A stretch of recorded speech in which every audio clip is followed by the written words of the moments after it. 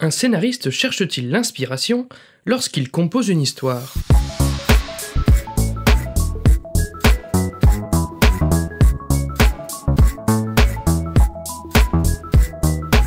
Salut et bienvenue dans ce 26e numéro de Comment c'est raconté, le podcast qui déconstruit les scénarios un dimanche sur deux. Aujourd'hui, envolons-nous pour une dystopie loufoque devenue culte avec le drame de science-fiction américain Brasil, coécrit par Charles McKeown, Tom Stoppard et Terry Gilliam, réalisé par ce dernier et sorti en février 1985 au cinéma. Nous nous interrogerons sur les matières premières employées par les auteurs pour forger une histoire aussi riche et originale.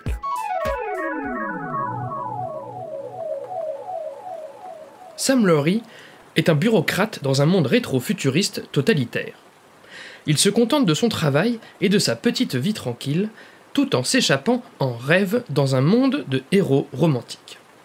Son existence satisfaite, mais solitaire, est compliquée par l'arrestation brutale d'un certain Archibald Buttle en raison d'une erreur administrative.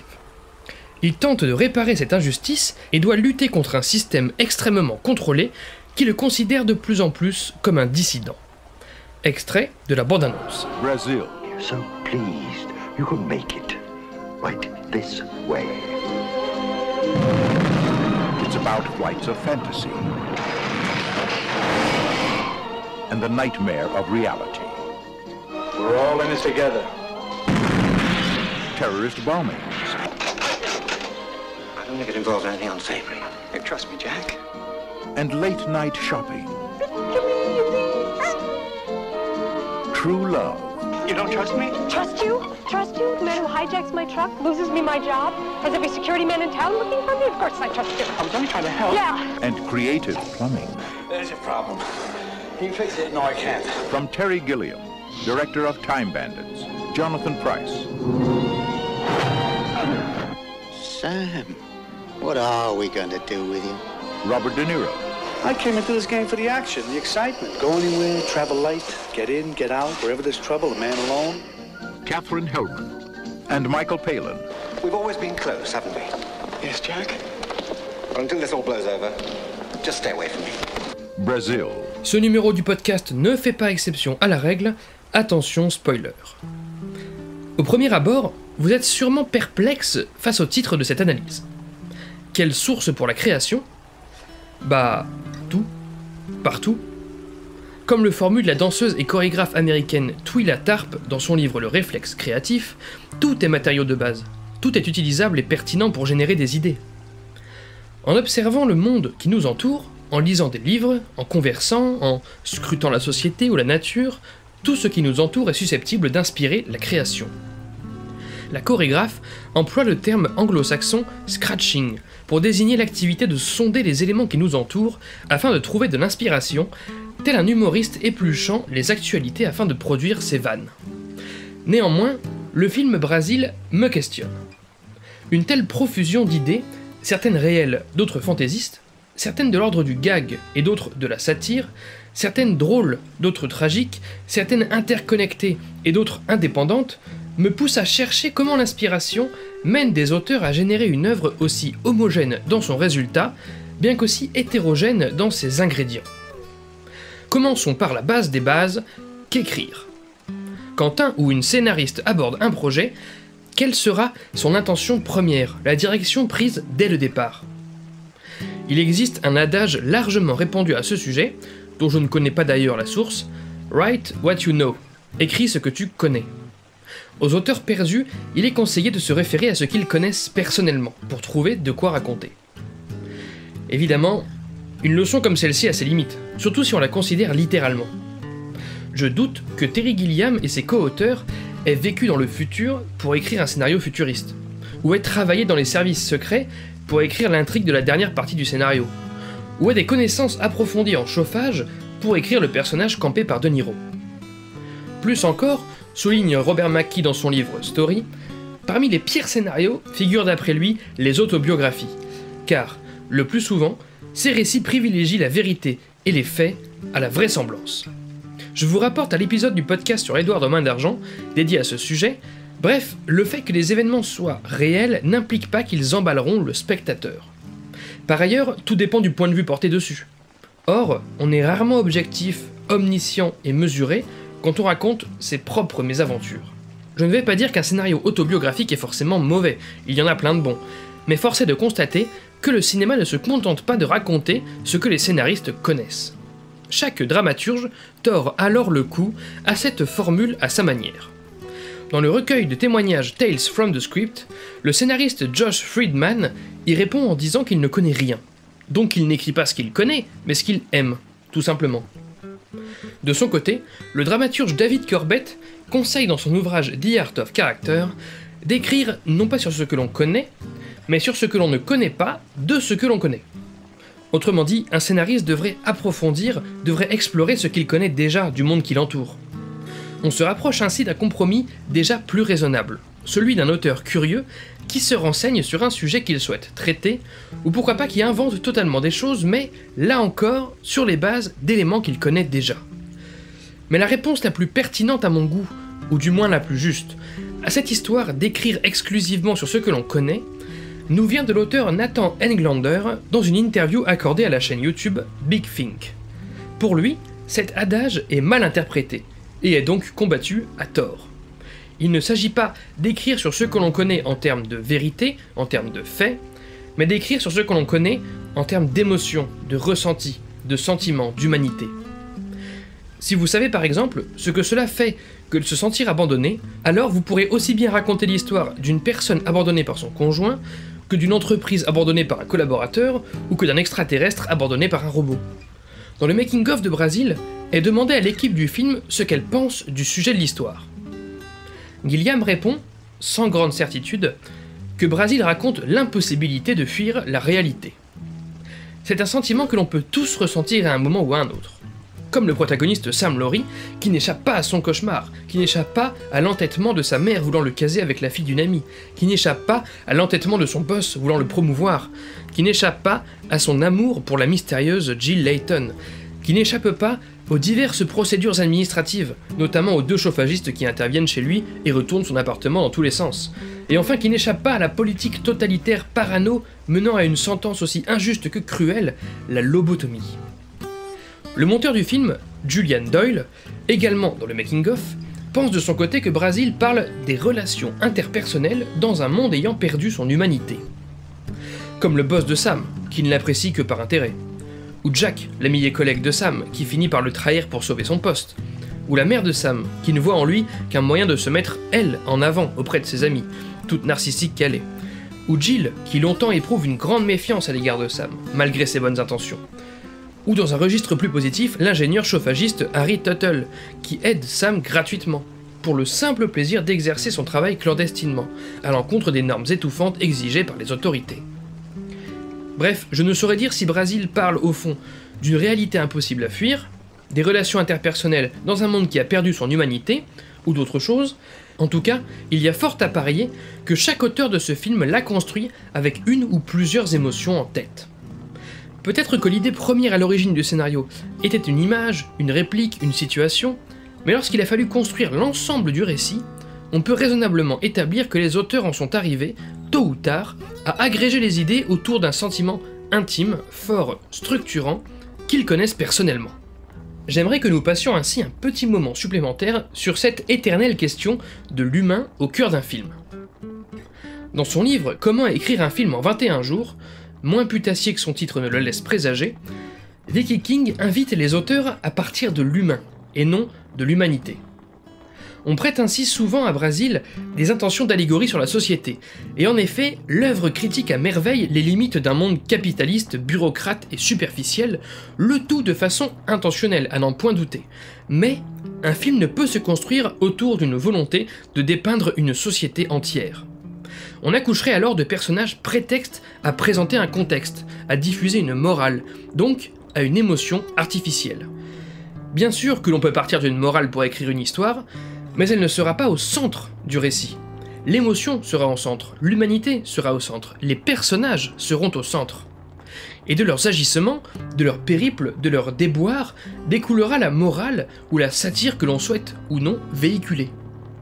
Comme le formule David Corbett dans son ouvrage susnommé, l'universel est mieux véhiculé à travers le spécifique.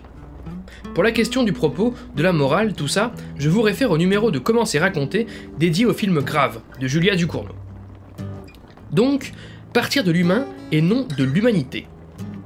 Le co-scénariste du Prophète, Abdelraoud Dafri, déplorait ainsi, au micro du podcast Nouvelle École, qu'aujourd'hui, nous cherchons le concept, tandis qu'avant, nous cherchions l'histoire. Ouvrez les guillemets, on ne cherche plus l'ordinateur qui marche, mais l'ordinateur qui fait beau quand on le trimballe. Fermez les guillemets, illustre-t-il. Derrière cette plainte un brin réac, le scénariste césarisé condamne ce que l'industrie audiovisuelle croit être le moteur des audiences, le concept. Les idées, le concept, ne veulent rien dire, enchérit Sitfield dans son manuel Screenplay. C'est l'histoire qui compte. Maintenant, n'en faisons pas des caisses non plus. Nous en parlions au dernier épisode au sujet d'Old Boy, l'histoire d'un film ne contient pas ce qu'il présente de plus original. Le sentiment de ne pas pouvoir fuir la réalité n'est pas original en soi. Or le film Brasil l'est infiniment, et c'est de là qu'est partie ma volonté de me pencher dessus. La théoricienne Vicky King remarque ainsi dans son traité que, dans la mesure où l'on écrit une émotion que l'on connaît, un auteur aura tendance à écrire des récits générationnels. Un ou une scénariste de 17-19 ans voudra par exemple raconter le premier amour. Un ou une scénariste ayant la vingtaine voudra par exemple raconter l'acceptation du monde dans lequel on vit, ou la quête d'un idéal. Un ou une scénariste ayant la trentaine voudra par exemple raconter l'affirmation de soi. Un ou une scénariste ayant la quarantaine voudra par exemple raconter la création d'un monde qui lui convient, ou l'assise d'une certaine réussite. Un ou une scénariste ayant la cinquantaine voudra par exemple parler de l'exploration de nouvelles choses qui lui ont manqué jusque-là, etc. Il s'agit là évidemment de généralités limitées.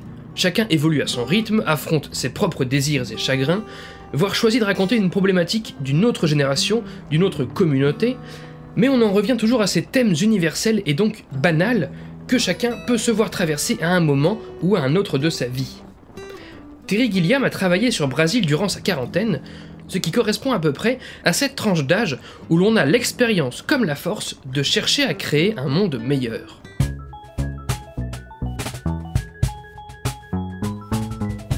Read people that you like, and try to figure out why you like them. And when you see something or read something you don't like, try to figure out why you don't like that. Be a diagnostician. Fini les digressions, une fois l'émotion centrale établie, comment se déploie-t-elle dans un scénario ? Robert McKee détaille ainsi, toujours dans son manuel Story, les 3 méthodes permettant de nourrir un scénario. Il y a d'abord la mémoire. Il s'agit de la connaissance personnelle que l'auteur a de faits, d'événements ou du monde qui l'entoure. Quand Jill souhaite porter réclamation au ministère de l'Information pour une erreur sur la personne, suite à l'interpellation ouvrant le film, l'employé lui répond qu'elle n'a pas fait d'abord tamponner sa réclamation je ne sais où. Cette aberration des procédures administratives poussée à l'extrême, il est évident que Gilliam et ses co-scénaristes la connaissent personnellement. Ils puisent cette idée dans leur mémoire. Quand Sam et Jill fuient la métropole en voiture, les voilà sur une route indéfiniment bordée de panneaux publicitaires. Évidemment que Gilliam et ses co-scénaristes ont déjà été confrontés à de la publicité oppressante et omniprésente. Quand la mère de Sam se fait tirer les traits à outrance lors d'une opération démesurée de chirurgie esthétique, on devine l'extrapolation que les auteurs ont appliquée aux conséquences de cette pratique qu'ils ont eux-mêmes constatée dans le monde réel. La majorité de ce que l'on retrouve dans un film tient, le plus souvent, de ce que l'on connaît. Moins on connaît de choses, plus on se risque à écrire du cliché, du banal. C'est là que la deuxième des 3 méthodes permettant de nourrir un scénario selon McKee intervient, la recherche des faits. En effet, pour ne pas se limiter à son expérience, l'auteur ira trouver son inspiration à l'extérieur de son champ de connaissances et de compétences. Par exemple, l'art lui-même, cette source intarissable d'idées, où Tarantino se vante parfois d'extraire les siennes. On prête notamment à Brasil de grosses similitudes avec le livre La Métamorphose de Kafka, dépeignant une administration envahissante et étouffante. Ce pourrait être une source d'inspiration du film, de la vie générale. Bien sûr, il y a d'autres champs où puiser que celui de l'art. De son propre aveu, Terry Gilliam s'est inspiré de la ville côtière de Port Talbot, prononcée à la française, pour créer le monde de Brasil, peut-on lire sur la page hallucinée du film, une cité aux usines grises. Dans le making-of du film, le réalisateur affirme par ailleurs avoir perçu les tours de refroidissement des centrales nucléaires comme le contexte parfait de la séquence finale du film. De plus, peut-être a-t-il lu des livres sur le capitalisme, peut-être a-t-il interrogé des bureaucrates, afin de nourrir son scénario via des recherches, mais nous ne le saurons sans doute jamais. Enfin, après la mémoire et la recherche, vient la troisième et dernière méthode permettant de nourrir un scénario selon McKee, l'imagination. Et alors là, effectivement, Gilliam et ses acolytes ne se sont pas privés d'imaginer. Notamment via la séquence de rêve puis de cauchemar, parallèle à l'ensemble du film, où Sam est une sorte d'ange subissant l'érection absurde de tours en métal venant obstruer ses beaux paysages et l'éloigner de la femme qu'il aime, tandis que toutes sortes de créatures fantastiques s'en prennent à lui, notamment un golem de pierre souterrain ou des âmes en peine au visage de bébés botoxés. Donc, une fois le vécu complété par les recherches et l'imagination, comment ces ingrédients s'organisent-ils autour d'une émotion centrale ? Comment la création s'opère-t-elle ? Comment les cuisine-t-on, en fait, ces ingrédients ? Créer, nous disent tout bêtement les internets, c'est grosso modo soit transformer, soit combiner. Transformer, c'est-à-dire prendre un élément existant et modifier une de ses caractéristiques. Je pense par exemple à la scène où Sam, sa mère et les amis de sa mère mangent au restaurant. Une explosion retentit, des flammes jaillissent, le restaurant est complètement endommagé et certains clients demeurent à terre. Que font les personnages principaux ? Ils continuent de manger et de discuter comme si de rien n'était, alors que le personnel s'active pour éteindre les flammes et sauver les blessés autour d'eux. Cette idée de situation vient de l'indifférence de la bourgeoisie envers la détresse du monde qui l'entoure, et s'est vue transformée, en l'occurrence extrapolée, en une situation absurde où les personnages en arrivent à ignorer une scène d'apocalypse qui se déroule sous leurs yeux. Je pense par ailleurs, en termes de transformation, à la promotion de Sam au sein du service d'extraction de l'information, où le boss de l'étage déambule fièrement à travers les couloirs vides, collé par une dizaine d'employés affolés qui lui demandent son avis sur tout et n'importe quoi. Cette situation, où des salariés dépendent désespérément de l'avis d'un supérieur, constitue là encore une extrapolation de situations réelles. Puis, après la transformation, vient la deuxième façon de créer, la combinaison. Ici, deux éléments sont connectés pour donner naissance à un troisième. Je pense par exemple à la mort de Harry Tuttle, lorsque des journaux et des feuilles volantes s'agglomèrent autour de lui les uns après les autres, finissant par le recouvrir totalement, avant qu'il ne disparaisse à l'intérieur sous les yeux impuissants de Sam. Ici, la paperasse envahissante se connecte avec le parasitage, tel du lierre venant envahir le pourtour d'un arbre, offrant au personnage de Tuttle une mort ironique, puisque rappelons-le, ce dernier a justement horreur des procédures et des formulaires. Je pense par ailleurs à la scène où Sam se lève, et que tous ces appareils électroménagers se lancent automatiquement, certains d'ailleurs d'une façon dysfonctionnelle comme la bouilloire venant arroser la tartine avec du thé. Pour créer cette scène, l'automatisation est combinée avec les objets du quotidien. Donc, pour créer, il faut transformer ou combiner.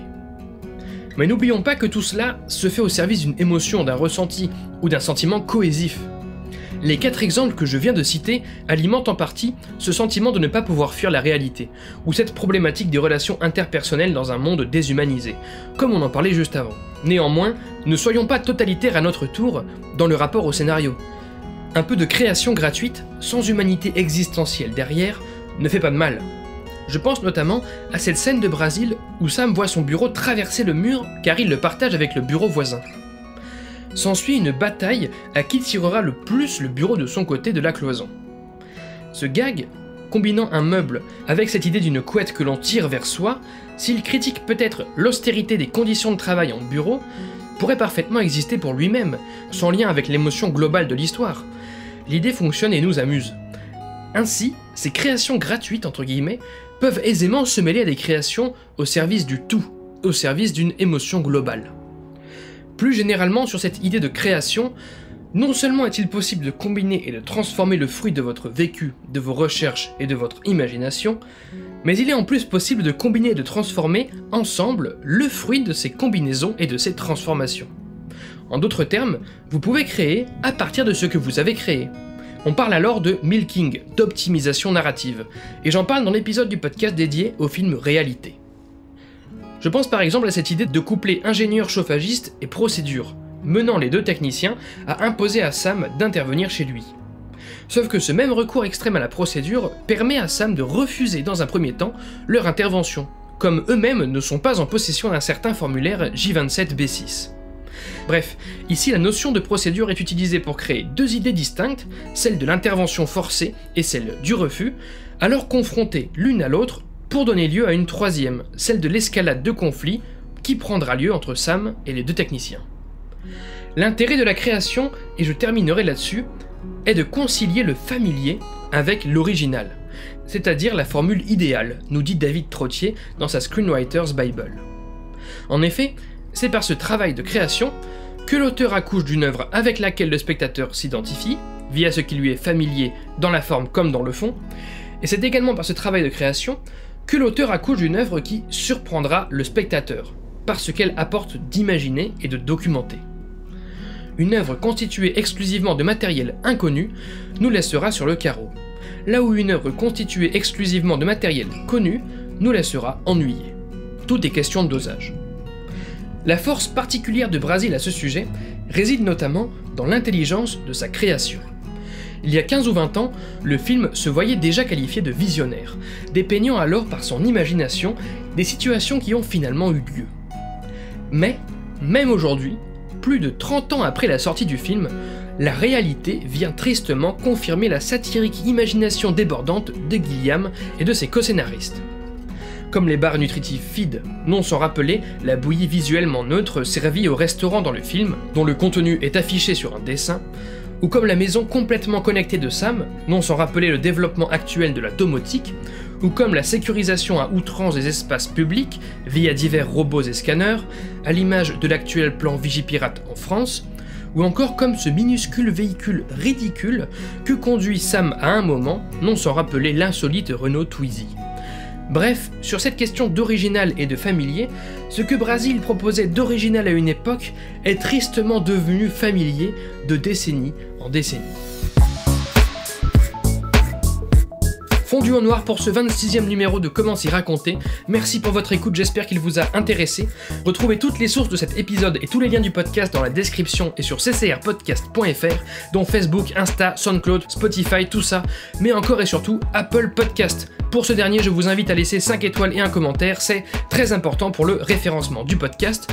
Podcast dont l'habillage musical était signé Rémi Le Sueur, je le rappelle, et Lexa Cosa remercie. N'oubliez pas qu'une retranscription de chaque numéro de Comment s'y raconter est disponible sur Medium pour pouvoir lire ces analyses à tête reposée. Je m'appelle Baptiste Rambaud, disponible sur Twitter pour répondre à vos questions, à vos réactions, et vous donne donc rendez-vous dans 2 semaines pour la 27e séance. Ciao!